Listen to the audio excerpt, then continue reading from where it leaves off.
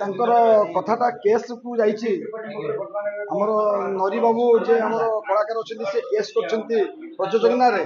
ତେଣୁକରି ସେଟା ଆଇନ ବୁଝିବ।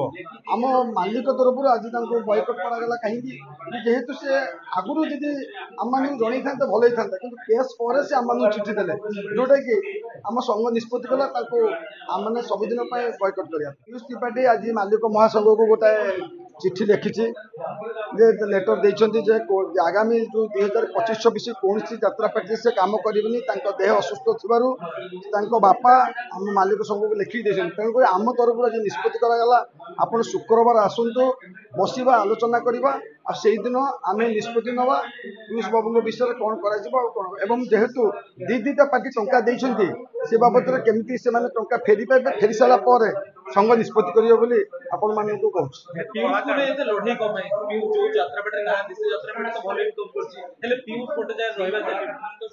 ନାଇଁ, ପିୟୁଷକୁ ଲଢ଼େଇ ଆପଣମାନେ ମିଡ଼ିଆ ମାଧ୍ୟମରେ ହେଉଛି, କିନ୍ତୁ ମାଲିକମାନଙ୍କ ମାଧ୍ୟମରେ କାହିଁ ଲଢ଼େଇ ହେଉନି। ଆଉ ଯେଉଁ ଲଢ଼େଇଟା ଆପଣ ଭାବୁଛନ୍ତି ସେଇଟା ପୂର୍ଣ୍ଣଚ୍ଛେଦ ପଡ଼ିବ ଏଇ ଶୁକ୍ରବାର ଦିନ।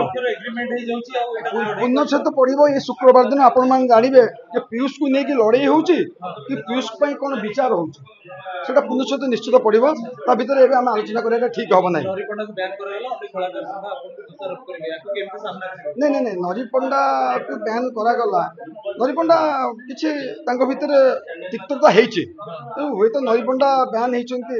ସମୟ କେବେ ଯଦି ମାଲିକମାନେ ପୁଣି କ'ଣ ପୁନର୍ବିଚାର କରନ୍ତି, କ'ଣ କରିହେବ ସେ କଥା ଏବେ କହିହେବ ନାହିଁ। କିନ୍ତୁ ଯେହେତୁ ସେ କେସ୍ ମ୍ୟାଟରଟା କେସ୍କୁ ଯାଇଛି, ନରୀ ପଣ୍ଡା ବ୍ୟାନ୍ ହେବା ନିହାତି ଆବଶ୍ୟକତା ଥିଲା।